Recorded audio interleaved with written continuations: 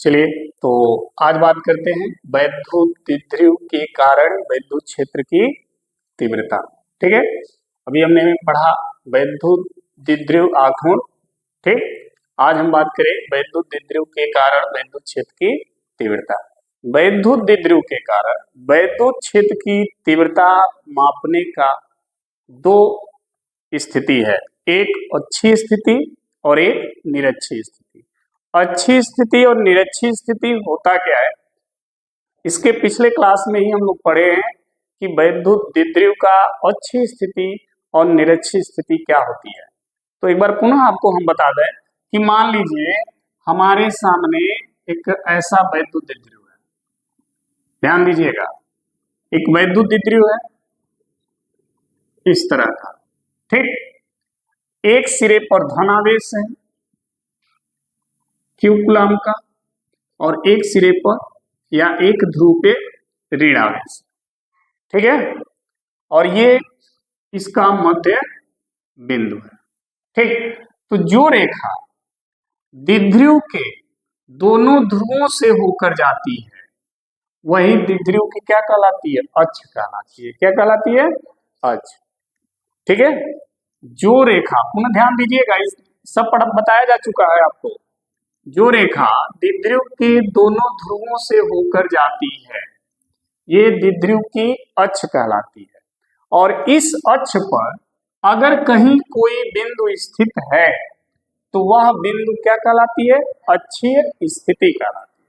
ठीक है, तो मान लीजिए द्विध्रुव के इस अक्ष पर यहां पर एक पॉइंट है, एक बिंदु है C।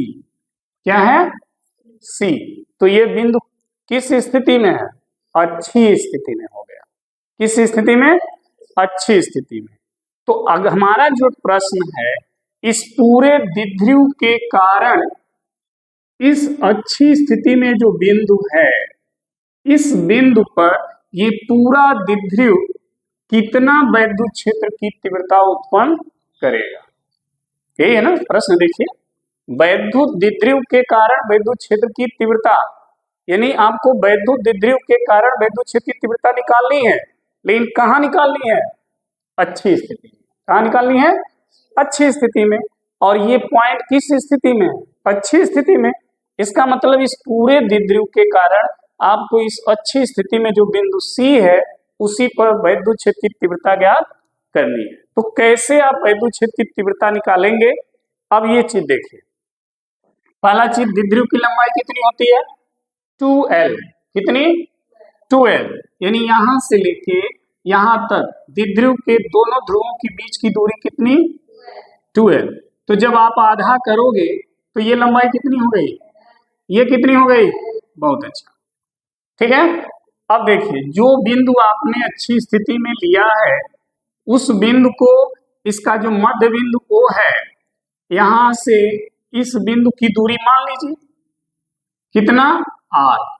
कितना मान लिया, R। ठीक, अच्छा, इसके मध्य बिंदु से ये R दूरी पर है।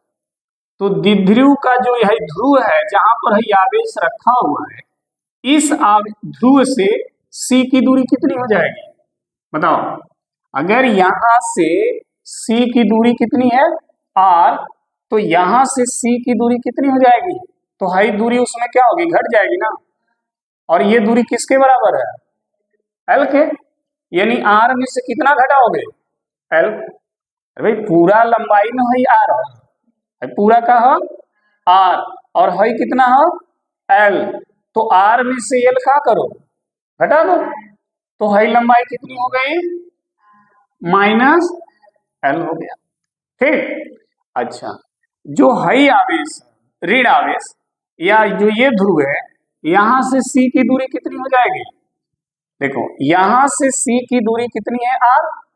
तो अब यहां से तो है दूरी बढ़ जाएगी ना, इतना दूरी क्या होगी, ये दूरी किसके बराबर है, तो इसमें R में क्या करेंगे, प्लस कर देंगे। समझा गया। तो द्विध्रुव के ऋण आवेश से या ऋण आवेश वाले ध्रुव से C की दूरी कितनी मिल गई, R + L। और इसके धन आवेश वाले ध्रुव से C की दूरी कितनी मिल गई, R - L। तो जब भी द्विध्रुव के कारण विद्युत क्षेत्र की तीव्रता आपको निकालनी हो, चाहे वो अच्छी स्थिति में निकालनी हो, चाहे वो निरक्षी स्थिति में निकालनी, किसी भी स्थिति में निकालनी, तो आपका पहला काम क्या होगा, द्विध्रुव के दोनों ध्रुवों से उस बिंदु पर, जिस बिंदु पर आपको तीव्रता निकालना है, उस बिंदु की दूरी ज्ञात कर लीजिए। द्विध्रुव के दोनों ध्रुवों से जिस बिंदु पर तीव्रता आपको निकालनी है ना, उस बिंदु की दूरी क्या करेंगे, निकालेंगे। पहला काम यही करना है। जब तक आप द्विध्रुव के दोनों ध्रुवों से बिंदु की दूरी नहीं निकालेंगे, तब तक आप द्विध्रुव के कारण विद्युत क्षेत्र की तीव्रता ज्ञात नहीं कर पाइएगा। समझ में आई बात? पहला आपका दिमाग यही हो कि द्विध्रुव के दोनों ध्रुवों से C की दूरी आप क्या करें, निकालना। ठीक, जब से ही C की दूरी आप निकालेंगे तो आपका प्रॉब्लम जो है वो सॉल्व हो जाएगा। ठीक, क्यों ऐसा करेंगे, रीजन क्या है करने का, काहे द्विध्रुव के ध्रुव से निकाला भाई, क्या रीजन है? क्योंकि जो ध्रुव है उसी पर तो आवेश है। आवेश कहाँ है, पूरे द्विध्रुव पे नहीं है। इधर कहीं आवेश है का, इधर नहीं ना, आवेश कहाँ है, यहाँ है, यहाँ है। दोनों ध्रुव पे ना आवेश है, तो दोनों ध्रुव पे जब आवेश है तो आवेश से C की दूरी आपको निकालना है, क्योंकि आवेश ही तो विद्युत क्षेत्र उत्पन्न करेगा। तो आवेश से C की दूरी आप क्या करिए, निकालिए। चूंकि आवेश हमारा ध्रुव पर है तो ध्रुव से C की दूरी निकाल लीजिए। समझ में आई बात? हाँ, जैसे कोई आवेश होता है ना, आवेश, तो ये आवेश अपने चारों ओर क्या करेगा, विद्युत क्षेत्र बनाएगा, बनाएगा ना। अगर इस आवेश से R दूरी पर कोई बिंदु है तो ये आवेश कितना तीव्रता उत्पन्न करेगा, ये हमको पता है। हमने पीछे एक हेडिंग पढ़ा है, बिंदु आवेश के कारण विद्युत क्षेत्र की तीव्रता, पढ़ा है ना। तो वहां पर क्या था, एक आवेश है और आवेश से R दूरी पर एक बिंदु है, वहां पर हमने तीव्रता निकाला था। तो उसका फार्मूला आया था E = K Q/R, यही फार्मूला था ना, सही है। अच्छा, तो बिंदु से आवेश की दूरी थी, देखो आवेश से बिंदु की दूरी कहिए या बिंदु से आवेश की दूरी कहिए, यानी जो दूरी है वो आवेश और बिंदु के बीच का होना जरूरी है। अगर ये दूरी नहीं रहेगी तो फिर आप तीव्रता कैसे निकालिएगा। तो उसी तरह से द्विध्रुव में आवेश कहाँ है, ध्रुव पर, यहां है, यहां है, तो हम दूरी कहां से निकालेंगे, ध्रुव से निकालेंगे, तभी तो आवेश से दूरी मिलेगा। नहीं तो फिर पूरे द्विध्रुव पे आवेश नहीं है, आवेश जो है उसके ध्रुव पर है, इसलिए ध्रुव से बिंदु C की दूरी आप क्या करोगे, निकालोगे। क्लियर हो गया? माना कहां से था, मध्य बिंदु से। माना जो दूरी था वो कहां से था, मध्य बिंदु से, लेकिन हमने निकाला कहां से, ध्रुव से, +Q वाले ध्रुव से और -Q वाले ध्रुव से। क्लियर हो गया? तो आपको ध्रुव से बिंदु की दूरी निकालना हर हाल में जरूरी है। अगर ये दूरी आप नहीं निकाल पाइएगा तो फिर ये फार्मूला कैसे लगाइएगा, यही फार्मूला लगेगा यहाँ, और इस फार्मूले में दूरी है कि नहीं है। तो अगर जब आप दूरी नहीं निकाल पाएंगे आवेश से C की, तो फिर R का मान क्या रखेंगे, इसलिए आवेश से C की दूरी जरूरी है। क्लियर? चलिए, तो अब यहां पर देखिए, आपने सबसे पहले द्विध्रुव लिया, द्विध्रुव का नाम अगर हम दे दें A B, ठीक, तो मान लेते हैं, माना AB एक क्या है, वैद्युत द्विध्रुव है। क्या है, वैद्युत द्विध्रुव है। जब द्विध्रुव होगा तो जायज सी बात है कि इसका द्विध्रुव आघूर्ण भी होगा। भाई अगर द्विध्रुव है तो द्विध्रुव आघूर्ण होगा कि नहीं होगा, एकदम होगा। भाई द्विध्रुव होगा तो द्विध्रुव के दोनों ध्रुवों पे आवेश होंगे, उनके बीच की दूरी होगी, और आवेश और उनके बीच की दूरी का गुणनफल ही तो द्विध्रुव आघूर्ण है। तो अगर द्विध्रुव है तो आघूर्ण होगा, एकदम फिक्स। ठीक, तो हमने माना ये भी क्या है, वैद्युत द्विध्रुव है, जिसका द्विध्रुव आघूर्ण आघूर्ण क्या है, P है, उसका द्विध्रुव आघूर्ण क्या है, P है। क्लियर, इस द्विध्रुव का द्विध्रुव आघूर्ण क्या है, P। ठीक, द्विध्रुव का मध्य बिंदु O है, तो लिखेंगे द्विध्रुव के मध्य बिंदु O से कितनी दूरी पर, R, O से कितनी दूरी पे C है, O से R दूरी पर किस स्थिति में है, अच्छी है ना, अच्छी स्थिति में एक बिंदु C है जिस पर वैद्युत क्षेत्र की तीव्रता ज्ञात करनी है। समझ में आ गया, हमने मान लिया कि एक वैद्युत द्विध्रुव AB है, उसका द्विध्रुव आघूर्ण P है। ठीक है, द्विध्रुव के मध्य बिंदु O से R मीटर की दूरी पर एक बिंदु C है और उसी बिंदु पर आपको क्या निकालना है, वैद्युत क्षेत्र की तीव्रता निकालनी है। ठीक, तो अब क्या करेंगे, माइनस Q आवेश से C की दूरी कितनी है, R प्लस, और प्लस Q से प्लस Q आवेश से C की दूरी कितनी है, R माइनस L। ठीक, तो अब देखो दोनों आवेशों से C की दूरी हमने निकाल लिया। अब प्लस Q के कारण C पर वैद्युत क्षेत्र की तीव्रता, तो लिखेंगे प्लस Q के कारण C पर वैद्युत क्षेत्र की तीव्रता, प्लस Q आवेश के कारण, इस आवेश के कारण C पर तीव्रता। तो इधर का सब भूल जाइए, इधर का सब भूल जाइए, केवल ये देखिए और ये देखिए। तो ये हो गया एक बिंदु आवेश इस तरह का, और ये हो गया बिंदु जहां पर आपको तीव्रता निकालनी। तो ये एक आवेश के कारण एक बिंदु पर तीव्रता यही निकलता है ना, उसी तरह ये बिंदु आवेश के कारण इस बिंदु पे तीव्रता के लिए भी यही फार्मूला लग जाएगा। ठीक है, तो क्या हो जाएगा, प्लस Q आवेश के कारण तीव्रता E प्लस Q लिख दे रहे हैं, E प्लस Q का मतलब धन आवेश के कारण तीव्रता, E प्लस Q यही बता रहा है कि C पर जो तीव्रता आप निकाल रहे हो ना, वो किस आवेश के कारण, प्लस Q आवेश के कारण। फॉर्मूला लगा दीजिए कि Q, तो Q लिख दीजिए बटा R स्क्वायर, यहां पे दूरी कितनी थी, R था ना, यहां से यहां तक की दूरी कितनी है, R माइनस, तो R की जगह आप क्या लिख दोगे, ये लिख दोगे, सही है। अच्छा, ये धन आवेश है, ये धन आवेश है ना, तो धन आवेश के कारण वैद्युत क्षेत्र की तीव्रता किधर होती है, बाहर की ओर। अगर ऋण आवेश होता तो तीव्रता किधर होती, आवेश की अंदर की ओर होता है ना। तो ये धन आवेश है, तो इस पर जो वैद्युत क्षेत्र की तीव्रता उत्पन्न हो रहा है E प्लस Q, उसकी दिशा ये हो जाएगी, हो जाएगी नहीं हो जाएगी।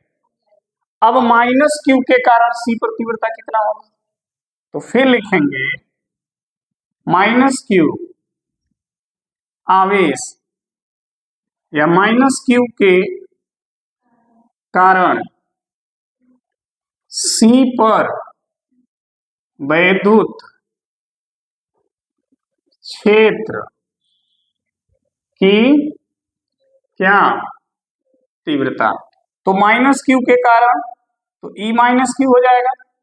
ठीक, फॉर्मूला वही रहेगा, बस दूरी बदल जाएगी।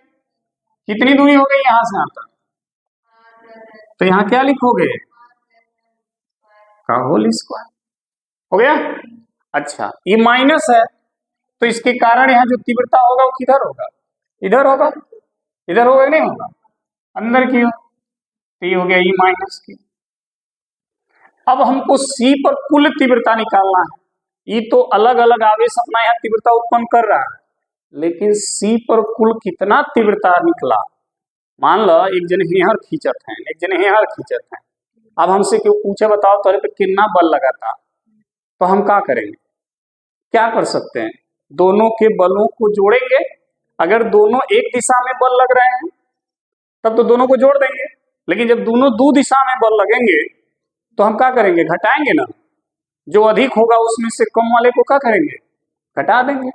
मान लो तुम यार 10 न्यूटन से खींच रही हो और है इधर हमको 5 न्यूटन से खींच रही है। अब हमसे कोई पूछे कुल कितना बल लगा था, तो 10 में से 5 क्या करेंगे, घटाएंगे, क्योंकि दोनों दो दिशा में लग रहा है ना, तो अंतर हो जाएगा। लेकिन अगर वही दोनों एक दिशा में लगता, दोनों जने एक दिशा में खींचा, तो कुल बल कितना हो जाएगा, 15, क्योंकि एक दिशा में कुल लग रहा है ना, तो कुल बल कितना हो जाएगा, 15 न्यूटन। लेकिन अगर एक जने 10 न्यूटन है और 5 न्यूटन है और तब कुल बल निकालना हो तो कैसे निकालोगे, तो 10 में से 5 क्या करोगे, घटा दोगे। समझ में आई बात। जब दो बल एक दूसरे के ठीक विपरीत लगते हैं तो अधिक वाले में से कम वाले को क्या करेंगे, घटा देंगे। लेकिन जब दोनों बल एक दिशा में लगेंगे तो दोनों को क्या करेंगे, जोड़ देंगे। समझ में आई बात। सदिश का यही नियम है, क्योंकि वैद्युत क्षेत्र की तीव्रता सदिश राशि है, तो एक इधर लग रहा है, ठीक है, और एक इधर लग रहा है, तो कौन ज्यादा लगेगा कौन कम लगेगा। ये देखिए, ये आवेश जो है सी के क्या है, नजदीक है, तो जब ये नजदीक है तो ज्यादा बल लगाएगा इस पे, और है कहाँ है, दूर है, तो ये इस पे क्या करेगा, कम बल लगाएगा। भाई दूर, मान लो किसी को मार रहे हो तो नजदीक रहोगे तो ज्यादा मार दोगे, ज्यादा बल लगा दोगे, दूर से कितना मारोगे उसको, मार पाओगे। तो फिर वही, ये आवेश इसके नजदीक है तो ये ज्यादा बल लगाएगा, यानी इसकी तीव्रता इस पर क्या होगी, ज्यादा होगी, और है क्या है इससे दूर है, तो इसकी तीव्रता क्या होगी, कम होगी, यानी है कम है और है ज्यादा है। ठीक, तो इसमें से इसको क्या करोगे, घटा दो। ठीक, समझ में आ गई बात। तो सी पर कुल तीव्रता आपको निकल गई, तो लिखेंगे बिंदु सी पर परिणामी तीव्रता, परिणामी, परिणामी तीव्रता का मतलब कुल तीव्रता की बात हो रही है, तो क्या करेंगे, E equal to E plus Q में से E माइनस क्यू क्या करेंगे, घटा देंगे। ठीक, एक तो लॉजिक ये हमारा था कि जो नजदीक है वो ज्यादा बल लगाएगा, जो दूर है वो कम लगाएगा। दूसरा भी इसका लॉजिक है माइनस होने का। दूसरा लॉजिक ये है कि जो ई माइनस क्यू है ना, इसकी भी दिशा अगर हम इधर करें, मान लो हाई वाले को उठा के इस दिशा में करें, तो इसको कितना डिग्री घुमाना पड़ेगा, 180 नहीं घुमाएंगे। अगर हाई ऐसे है, देखो ये ऐसे है, अब इसको हम धीरे धीरे घुमा के इस दिशा में ला रहे हैं, इस दिशा में, तो कितना कोण घुमाया, 80, 100। तो E माइनस क्यू जब इस दिशा में आएगा ना, तो हो जाएगा E minus Q cos 180। E minus Q किस दिशा में है, इस दिशा में, तो कितना घुमा, 100, और cos 180 का मान होता है -1, कितना होता है, तो जब भाई -1 हो जाएगा, -1 का गुणा जब इसमें करोगे तो हो जाएगा माइनस ई माइनस क्यू, हो गया नहीं होगा, ये हो जाएगा। अब दोनों एक दिशा में जब आ गए, माइनस ई माइनस क्यू भी इसी दिशा में आ गया, ई प्लस क्यू भी उसी दिशा में है, तो कुल बल क्या करोगे, दोनों को जोड़ोगे, एक दिशा में हो गया ना, तो दोनों को क्या करोगे, जोड़ोगे, तो प्लस और माइनस क्या हो गया, माइनस, तो ई प्लस क्यू और ये हो गया ई माइनस, देखो आ गया माइनस, तब भी माइनस आ गया, और इस तरह से सिंपल जो लॉजिक हमने बताया उस तरह से भी माइनस होगा। समझ में आ गया।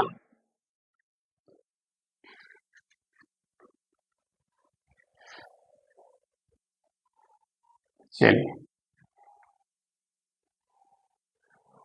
समझ आ गया। अब देखिए दोनों का मान यहाँ पे आपने निकाला है ऑलरेडी, दोनों का मान यहाँ रख दीजिए, तो रखेंगे तो क्या मिलेगा देखिए, इसका मान ये है कि Q by R minus L का माइनस, इसका मान क्या है कि Q by R plus L का, हो गया। अब देखो दोनों में कॉमन क्या मिला, कुछ कॉमन दिखा, के कॉमन दिखा, क्यू दिखा, देखो तो के और क्यू कॉमन कर दो, इस ब्रैकेट में क्या बचेगा, 1/r माइनस एल का 2 घात, और माइनस इसमें क्या बचेगा, 1/r प्लस एल का 2 घात, ऐसे हो गया। अब देखो के क्यू, इसका गुणा इधर कर दो, इसका गुणा इधर, इसका गुणा एक में करोगे तो क्या आएगा, आर प्लस एल का 2 घात ही आएगा। भाई एक में किसी का भी गुणा करोगे तो वही राशि आएगी ना, अगर 2 का गुणा एक में करोगे तो कितना आएगा 2, 4 का गुणा एक में करो कितना आएगा 4, 5 का गुणा एक में करो कितना आएगा 5, उसी तरह अगर एक में इसका गुणा करोगे तो यही मान यहाँ आ जाएगा ना, उसी तरह इसका गुणा इस एक में करोगे तो ये आ जाएगा। अब दोनों को आपस में गुणा करो, तो जब दोनों को आपस में गुणा करोगे तो देखो घात तो 2 ही रहेगा, अंदर वाला गुणा होगा, तो अंदर वाला जब गुणा करोगे तो एक में माइनस है और एक में आर एल, इसमें भी है आर एल, इसमें है, अंतर केवल है इसमें माइनस और इसमें, तो ये हो जाएगा आर पे 2 घात माइनस एल पे 2 घात, और ऊपर भी ऐसे हो जाएगा। ठीक, अब देखना आगे,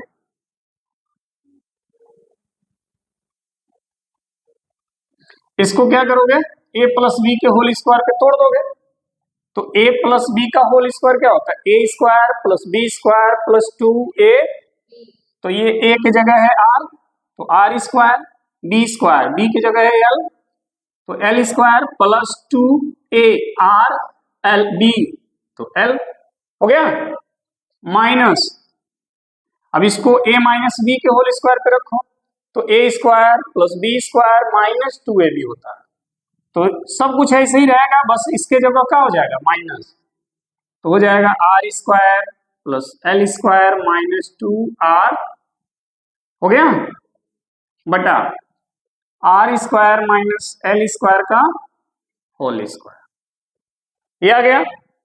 अब क्या करें इसको, देखिए अब इसी चीज को यहां देखिए, समझना, के क्यू, देखो ये लाइन जो है यहां तक आप लिख लीजिए, R square plus L square plus 2r minus, जब ब्रैकेट हटाओगे ना तो माइनस का अंदर क्या होगा, गुणा हो जाएगा, तो अंदर जो जो प्लस है वो सब माइनस हो जाएगा, और जो माइनस है वो प्लस हो जाएगा। ठीक, ये मैथ का रूल है, तो जब माइनस का अंदर गुणा करोगे तो यहाँ क्या है प्लस, तो क्या हो गया माइनस आर स्क्वायर, यहाँ भी प्लस है, क्या हो गया माइनस एल स्क्वायर, और यहाँ माइनस है तो क्या हो जाएगा प्लस 2r l बटा, दिख रहा है ना, देख लेना, नहीं दिख रहा है, अच्छा रुक जाओ नीचे,